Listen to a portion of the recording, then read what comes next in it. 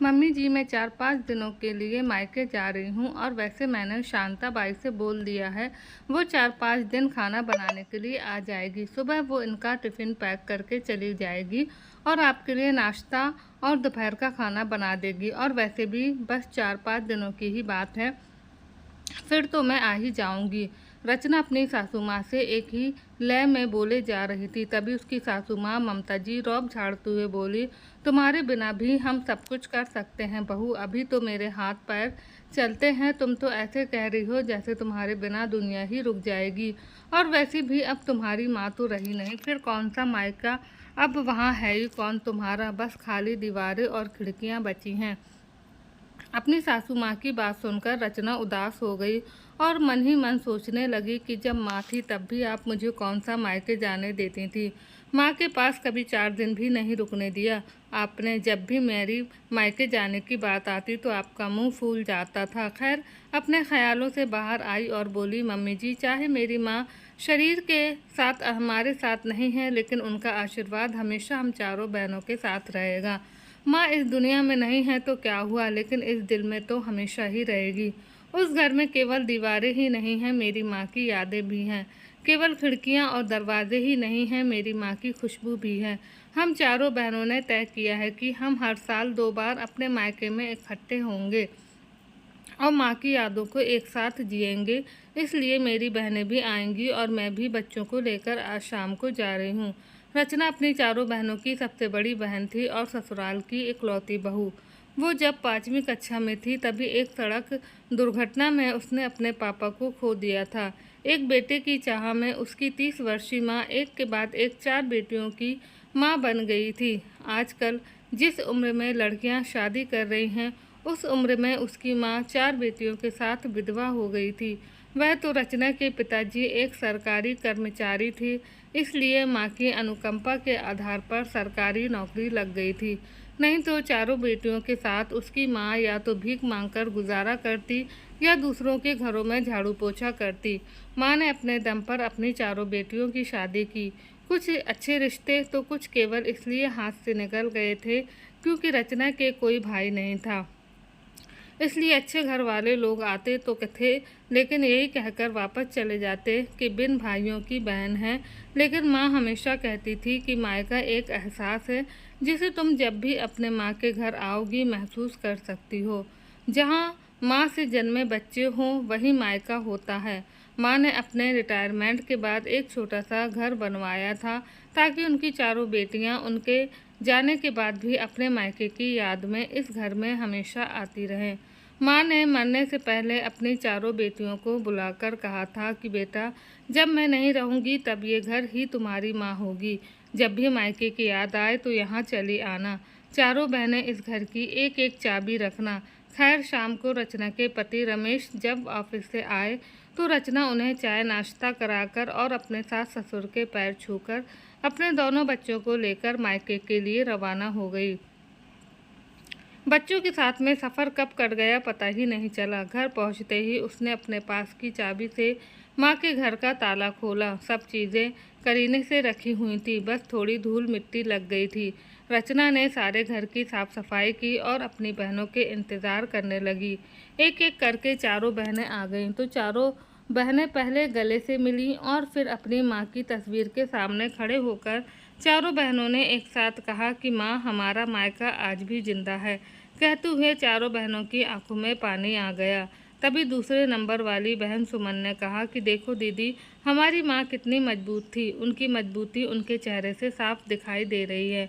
हाँ सुमन, माँ एक मजबूत और आत्मविश्वासी औरत थी। उन्होंने कभी किसी के सामने हाथ नहीं फैलाए थे। ये उनका आत्मविश्वास और ईमानदारी की चमक है। रचना ने कहा। तभी तीसरी बहन सीमा बोली, दीदी, माँ आलू के पराठे कितने अच्छे बनाती थी ना। माँ के हाथों में तो जादू था। कितनी ही कोशिश की मैंने, लेकिन आज तक माँ जैसे पराठे नहीं बना पाई। जब माँ थी तब मेरे आने से पहले ही माँ पराठे की सारी तैयारी कर लेती थी और फिर गर्मा गर्म इतने मुलायम पराठे बनाती थी कि मैं तो वहीं किचन में स्लैब पर रखकर पराठे खाने लगती थी। तभी माँ डांटती थी कि यहाँ गर्मी में खड़ी होकर मत खा, कमरे में जाकर आराम से बैठकर खा ले। ये सारी बातें सुनकर सबसे छोटी बहन रिंकू की आंखों में पानी आ गया।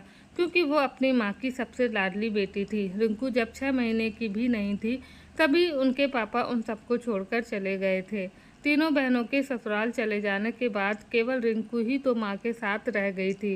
रिंकू और माँ दोनों ने ही घूम घूम कर इस ज़मीन को ढूंढा था और फाइनल किया था। तभी बड़ी बहन रचना ने अपनी तीनों बहनों को गले से लगा लिया और बोली, चलो आज ये तुम्हारी रचना दीदी तुम सबको माँ जैसे आलू के पराठे बनाकर खिलाएगी, लेकिन पहले दीदी कुछ चाय नाश्ता कर लेते हैं, फिर पराठे बनाते हैं।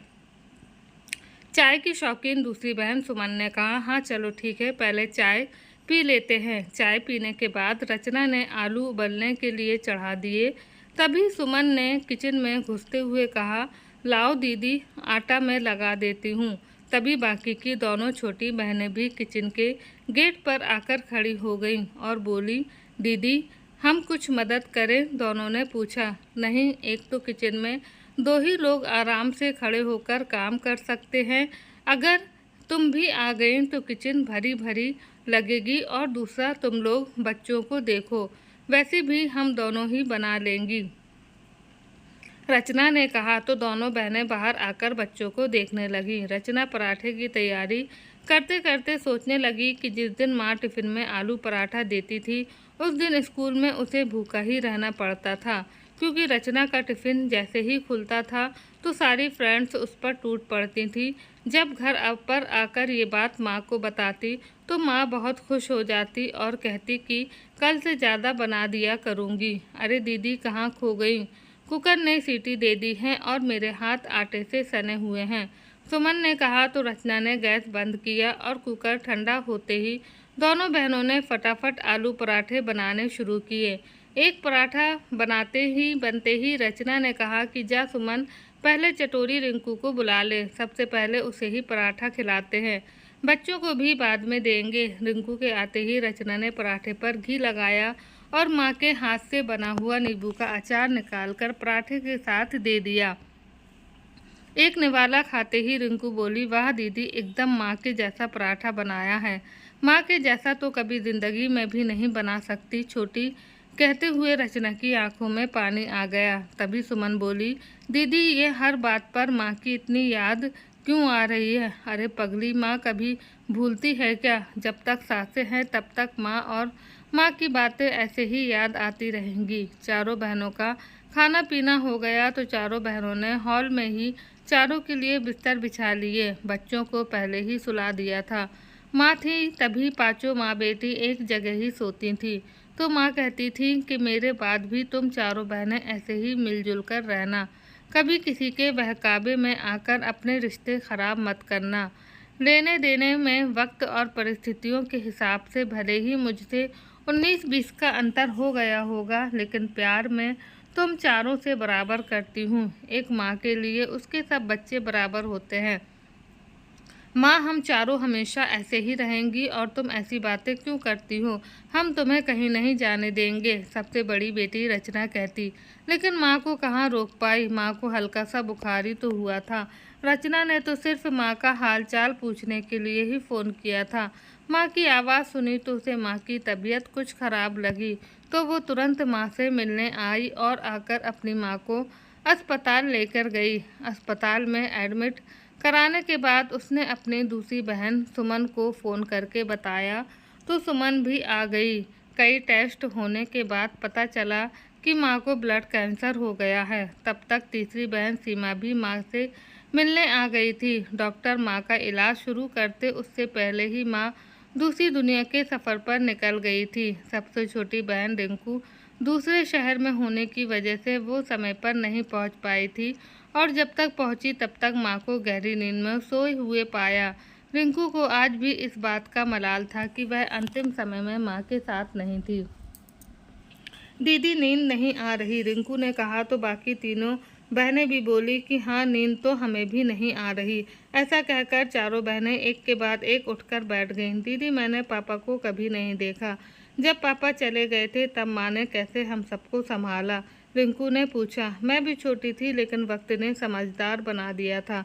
मुझे आज भी याद है कि माँ तुझे गोदी में उठाई और हम तीनों को साथ लेकर रोते रोते दादी की हवेली से बाहर निकली थी और हम सबको साथ में लेकर वापस शहर आ गई थी। रचना ने बताया तो सीमा बोली, दीदी माँ रात भर जागकर कुछ पढ़ती रहती थी। हाँ, माँ को पापा की जगह नौकरी जो चाहिए थी। माँ की शादी जल्दी हो गई थी। पापा के जाने के बाद माँ ने 10वीं पास की थी। बताते बताते रचना रोने लगी। इतनी बहादुर माँ की बेटी कमज़ोर क्यों पड़ रही है? सुमन ने अपनी बड़ी बहन रचना को गले से लगाते हुए कहा। रचना दीदी, आपको इतनी पुरानी बातें याद कैसे हैं? रिंकू ने पूछा तो रचना ने कहा कि माँ से ही कभी सुना था। और अब सो जाओ चलो, मुझे तो अब नींद आने लगी है। और हाँ, मैं तो बताना ही भूल गई कि कल चाची आने वाली हैं, बेचारी बड़ी परेशान है, कहकर चारों बहनें निद्रा रानी की गोद में समा गई थीं, क्योंकि माँ की गोद तो अब उनके नसीब में रही नहीं थी। अरे माँ, सुबह सुबह भगवान को क्यों परेशान कर रही हो? पूजा करते हुए घंटी बजाने की क्या ज़रूरत है? सीमा ने सुबह तकिए में अपना सर घुसाते हुए कहा और फिर एकदम से उठ खड़ी हुई कि माँ तो अब है ही नहीं। अभी सीमा सोची रही थी कि पूजा वाले कमरे से रचना बाहर आई। रचना ने माँ के जैसे ही सीमा से कहा कि कब तक सोती रहेगी, उठकर फ्रेश हो जा, सुमन चाय बना रही है, जल्दी से आ, नहीं तो चाय ठंडी हो जाएगी। हम लोग तो एक चाय पी चुके हैं, चाची भी आने ही वाली होंगी। सीमा दीदी, आपका ससुराल में काम कैसे चलता होगा? आपकी सुबह देर तक सोने की आदत गई नहीं है। बाथरूम से अभी अभी नहाकर आई, अपने बाल सुखाती हुई रिंकू ने कहा। रिंकू ससुराल अच्छे अच्छों को सुधार देती है, फिर सीमा की तो क्या विसात है? सुमन ने हंसते हुए कहा। क्या सोचने लगी? जल्दी कर। चुपचाप सबकी बातें सुन रही सीमा से रचना ने पूछा। कुछ नहीं, बस ऐसे ही, सीमा ने अपने बिस्तर समेटते हुए कहा।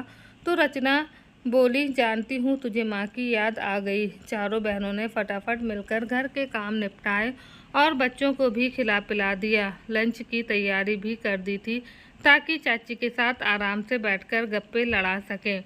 रचना ने अपनी चारों बहनों के पसंद को ध्यान में रखकर बेसन गट्टे और भरवा मिर्च बनाई थी। उसकी कोशिश थी कि छोटी बहनों को माँ की कमी महसूस न हो पाए।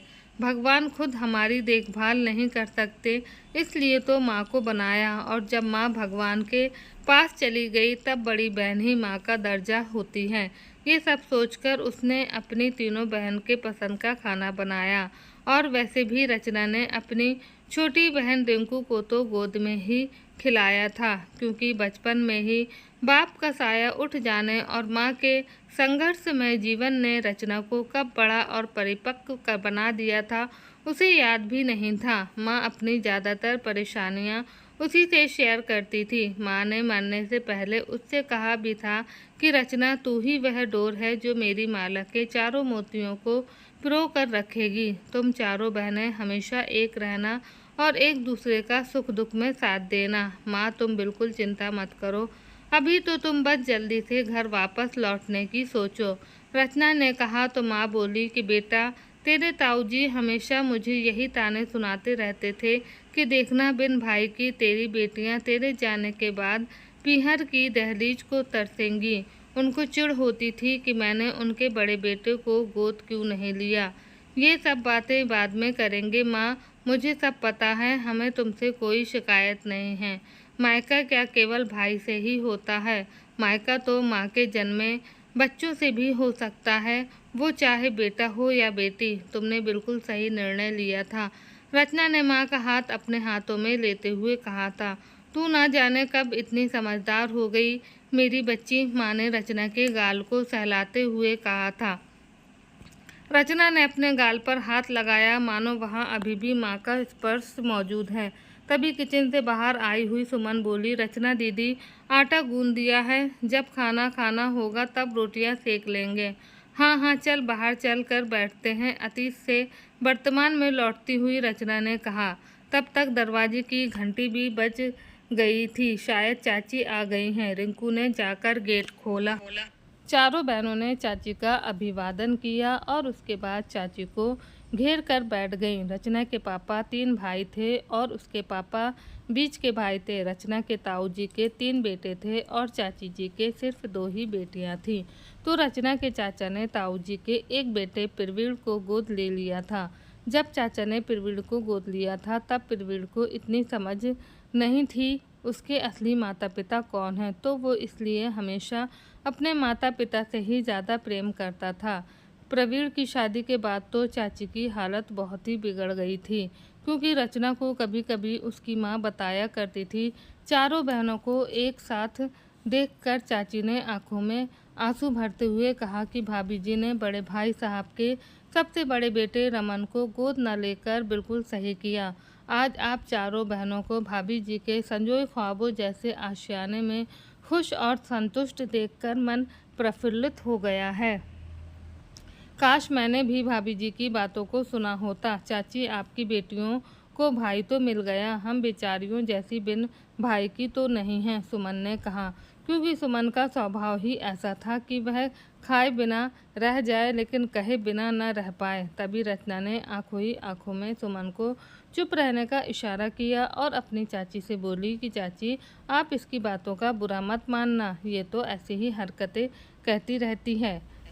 नहीं रचना बेटी, सुमन सही तो कह रही है। भाभी जी ने जब मुझे समझाया था तब भी मैंने यही कहा था कि भाभी जी जितनी बहादुरी और हिम्मत मुझ में तो कभी भी थी ही नहीं। मुझे आज भी वो दिन याद है जब भाभी जी ने रमन को गोद लेने से इनकार कर दिया था, चाची ने कहा। तो रचना बोली, हाँ चाची, आप बताओ ना उस दिन क्या हुआ था। तभी चाची बताने लगी कि भाई साहब की मृत्यु के बाद उनके शव को अपने गांव ले जाया गया। अंतिम संस्कार की सभी गतिविधियां वहीं से होनी थी। 11वें दिन बड़े भाई साहब कहीं से एक शपथ पत्र बनवा लाए और लाकर भाभी जी को कहा कि इस पर हस्ताक्षर कर दो। तो भाभी जी ने कागज हाथ में लेते हुए पूछा कि इसमें लिखा क्या है। तभी बड़े भाई साहब ने कहा कि कुछ नहीं, तुम रमन को गोद ले रही हो, बस यही लिखा है। अब तुम्हें और तुम्हारी बच्चियों को हमें ही तो संभालना है। उन 11 दिनों में घर में खर्च हुआ एक एक पैसा आपकी माँ ने ही यानी कि भाभी जी ने ही दिया था। बड़े भाई साहब किसी न किसी बहाने से आपकी माँ से पैसे मांगते रहते थे। जिस भाई ने अपने भाई की अंत्येष्टि में 1 रुपया तक खर्च नहीं किया, वह भला उसकी बीवी और बच्चियों की क्या देखभाल करता। ये बात शायद भाभी जी अच्छे से समझ गई थी, इसलिए उन्होंने कहा, नहीं भाई साहब, अगर मेरी किस्मत में बेटा होता और मेरी बच्चियों की किस्मत में भाई होता तो भगवान मेरी गोद में 4 बेटियां डालता ही क्यों। चाची, माँ ताऊ जी से बात करती थी, रचना ने पूछा। रचना, परिस्थितियाँ ही ऐसी बन गई थी, नहीं तो पहले के ज़माने में जेठ और ससुर से कहाँ बातें करते थे। उसके बाद तो मैं भी करने लग गई थी, चाची ने कहा। तो छोटी बहन रिंकू बोली, फिर क्या हुआ चाची?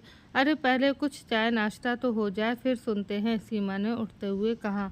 सीमा बेटी, आपने तो मेरी मुंह की बात छीन ली, चाची ने हंसते हुए कहा। तो सीमा चाय बनाकर ले आई। तभी चाय में बिस्किट डुबोते हुए रिंकू ने पूछा कि फिर आगे क्या हुआ था चाची, बताइए ना।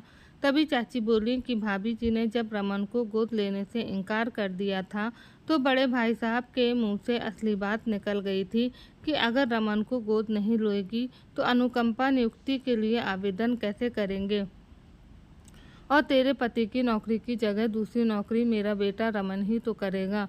और कल पगड़ी की रस्म भी तो होनी है, तो रमन को ही तो पगड़ी बांधेंगे। भाभी जी समझ गई थी कि अगर नौकरी रमन को मिल गई तो भाभी जी और आप चारों बहनों को दर दर की ठोकरें खानी पड़ेंगी। इसलिए उन्होंने साफ साफ बोल दिया था कि नहीं, मैं रमन को गोद नहीं लूँगी। रही अनुकंपा नियुक्ति की बात, तो उसके लिए मैं आवेदन करूँगी, भाभी जी ने दृढ़ता से कहा था। तभी सुमन ने पूछा कि चाची, माँ उस कठिन दौर में भी इतनी मजबूत कैसे बनी रही? तेरे जैसी कमज़ोर थोड़ी थी जो हर बात में आंसू बहा दे। अपने कर्तव्यों को निभाना जानती थी तो अपने अधिकारों के लिए लड़ना भी जानती थी माँ, रिंकू ने कहा। तो रचना बोली, तुम दोनों चुप करो, आगे क्या हुआ चाची वो बताओ ना। आगे क्या हुआ बेटी, बड़े भाई साहब ने व्यंग से कहा कि पगड़ी की रस्म का क्या वो भी तू ही पहन लेगी? तभी भाभी जी ने बिना डरे दृढ़ शब्दों से कहा कि हाँ भाई साहब, अगर आपको कोई आपत्ति नहीं हो तो। वैसे भी उनकी बच्ची हुई सारी जिम्मेदारियां मुझे ही उठानी हैं, चाची ने कहा। कि रचना बेटी, ऐसी बातें सुनकर औरत ही नहीं कोई पुरुष भी डर जाए, क्योंकि पगड़ी की रस्म में समाज के पंच आते हैं, नाते रिश्तेदार आते हैं, बिरादरी वाले आते हैं। लेकिन भाभी जी तो पता नहीं किस मिट्टी की बनी हुई थी, जो किसी से नहीं डरती थी। हाँ चाची, तभी तो माँ ने अपनी वसीयत में अपना अंतिम संस्कार करने का अधिकार हम चारों बहनों को ही दे दिया था, रचना ने कहा। तभी चाची आगे की बात बताते हुए बोली कि फिर पता है कि बड़े भाई साहब ने क्या कहा। उन्होंने कहा कि इसका दिमाग खराब हो गया है, आज तक कभी औरतों के पगड़ी बंधी है जो इसके बंधेगी। भाई साहब ने गुस्से में कहा तो भाभी जी ने भी कह दिया कि भाई साहब चाहे कुछ भी हो जाए लेकिन मैं रमन को गोद नहीं लूँगी। तभी भाई साहब ने अंतिम तीर फेंकते हुए कहा, अरे तू तो 10वीं पास भी नहीं है, तेरी नौकरी नहीं लग सकती। तो भाभी जी बोली कि मैं 10वीं पास कर लूँगी। हाँ, सरकार तेरे लिए ही इंतज़ार करेगी कि कब महारानी जी 10वीं पास करें और कब उन्हें नौकरी दें। भाई साहब इसी साल 10वीं पास कर लूँगी मैं, भाभी जी ने कहा। तो बड़ी भाभी जी यानी कि तुम्हारी ताई जी ने कहा कि आज तक इस घर में किसी औरत ने नौकरी की है जो तू करेगी। माफ़ करना भाभी जी, लेकिन आज तक इस घर की कोई औरत भरी जवानी में विधवा भी नहीं हुई है। आपकी माँ ने भी कह दिया। आपकी माँ के सख्त लहजे और आत्मविश्वास ने बड़े भाई साहब और बड़ी भाभी जी को घुटने टेकने के लिए विवश कर दिया था। तभी रचना ने पूछा कि फिर पगड़ी की रस्म का क्या हुआ चाची। तो चाची ने बताया कि बेटी, पगड़ी की रस्म का सारा ठीकरा बड़े भाई साहब ने तुम्हारी माँ के सर पर फोड़ दिया था।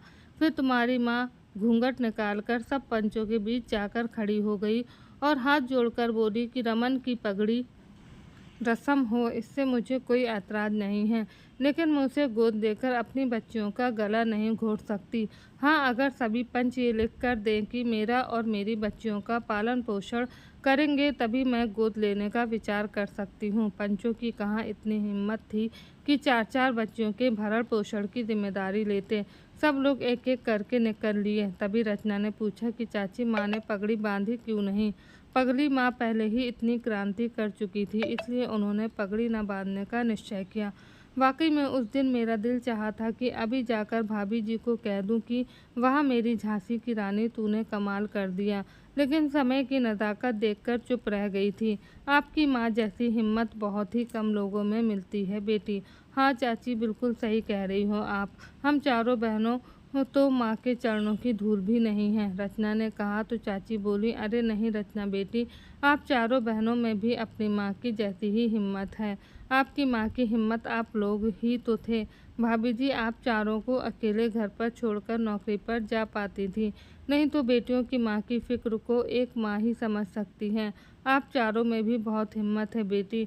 भाभी जी के अंतिम संस्कार के समय क्या कम हंगामा हुआ था। तब भी आपके ताऊजी के तीनों बेटे एक तरफ हो गए थे और आपके चाचा जी तो कभी कुछ बोलते ही नहीं थे, लेकिन तभी आप चारों बहनों ने कह दिया था कि हमारी माँ थी तो अंतिम संस्कार भी हम ही करेंगे। हाँ चाची, रमन भैया तो नाराज़ होकर चले ही गए थे। कैसे कहकर गए थे कि अगर लड़कियां मुखाग्नि दे सकती हैं तो कांधा भी लड़कियां ही दे दें। वही तो, तब रिंकू ने तो बोल भी दिया था ना कि आत्मा ना नर है ना नारी। जो बेटे जिंदा रहते माँ बाप का जीवन नर्क बना देते हैं, उनके हाथों से मुखाग्नि मिलने पर माँ बाप को स्वर्ग भला कैसे मिलेगा। हमारी माँ की अंतिम इच्छा तो हम चारों बहनें ही पूरी करेंगी। बहादुर माँ की बहादुर बेटियाँ हैं आप। चाची बातें करते करते वक्त का पता ही नहीं चला। चलिए लंच कर लेते हैं, सब तैयारी कर रखी है, रचना ने कहा। तो चाची बोली, आप लोग बैठो, मैं रोटियां सेक देती हूँ। माँ, नहीं तो चाची के हाथों से ही गरम रोटी खा लो। वैसे भी हम औरतों को गरम रोटी कहाँ नसीब होती हैं। क्यों चाची, प्रवीण भैया की पत्नी आपकी बहू, क्या नाम है उसका, बनाकर नहीं खिलाती क्या? सुमन ने पूछा। अरे प्राची, उसकी तो बात ही मत करो, वो तो मुझसे सीधे मुंह बात ही नहीं करती। वो तो बड़ी भाभी जी के कहने में ही चलती है। उसके दिमाग के टावर को सिग्नल तो वहीं से मिलते हैं। प्रवीण को गोद लेना हमारी सबसे बड़ी गलती थी। आप चारों बहनों का माँ के बाद भी मायका तो बना हुआ है। आज चारों बहनें कितनी खुशी से अपनी माँ के बनाए घर में बैठी हो। भाभी जी की आत्मा आपको देखकर कितनी प्रफुल्लित हो रही होगी। चाची, ये सब बातें छोड़िए, मैं और सुमन रोटी बना लेंगे और आप सब बैठकर खा लेना। बहू नहीं तो बेटियों के हाथ का ही खा लेना। बहुत मनाने के बाद चाची मान गई थी। रचना और सुमन ने सबके लिए फटाफट रोटी सेकना शुरू किया। सब लोगों ने एक साथ बैठकर खाना खाया। खाना खाने के बाद चाची ने कहा कि रचना, बहुत देर हो गई, अब मुझे चलना चाहिए। आप चारों बहनों को आज एक साथ अपने मायके में देखकर बहुत प्रफुल्लित हूँ। आज आपने सही में साबित कर दिया कि माँ के बच्चों से हमेशा मायका बना रहता है, फिर चाहे वो बच्चा बेटा हो या बेटी। आपके इस मायके में मेरे इस दुनिया से जाने के बाद अपनी दोनों चचेरी बहनों को भी जगह दे देना। चाची ने अपनी भरी हुई आंखें पोंछते हुए कहा, कैसी बातें करती हो चाची, हम 4 नहीं 6 बहनें हैं। रचना ने कहा तो चाची ने कहा कि चलो ठीक है बेटी, अपना प्यार ऐसे ही बनाए रखना, अब मैं चलती हूँ। चाची अपना बैग उठाकर चली गई थीं। चारों बहनें चाची को जाते हुए देख रही थीं। चारों बहनों ने आंखों ही आंखों में एक दूसरे को देखा, मानो कह रही हूँ कि हम चारों बहनें एक दूसरे के लिए मिसाल हैं। तभी रचना ने घर के अंदर आते हुए रिंकू से पूछा कि कल तेरी ट्रेन कितने बजे की है? पैकिंग कंप्लीट कर लेना, रास्ते के लिए पराठे सेक दूंगी, क्योंकि रिंकू के ससुराल का सफ़र ही दूर था। बाकी सब तो एक ही शहर में रहने वाली थी। रात को चारों बहन देर तक बातें करती रहीं। तभी रिंकू बोली, दीदी 5 दिन कब निकल गए पता ही नहीं चला। अब फिर 6 महीने बाद मिलना होगा। हाँ रिंकू, हम अपनी माँ से किया हुआ वादा कभी नहीं तोड़ेंगे, कहकर चारों बहनें सो गईं। अगले दिन चारों बहनें अपनी माँ की तस्वीर के सामने हाथ जोड़कर बोली, माँ आपने सही कहा था कि मेरे जाने के बाद ये घर ही आपकी माँ है। यहाँ आई तो ऐसे ही लगा जैसे आप हमारे साथी हो। कहते हुए चारों की आंखों में पानी भर आया। चारों बहनें गले से मिली और फिर 6 महीने बाद मिलने का वादा करके चारों अपने अपने ससुराल के लिए निकल गईं। तो दोस्तों, आपको हमारी कहानी कैसी लगी कमेंट करके बताएं। वीडियो को लाइक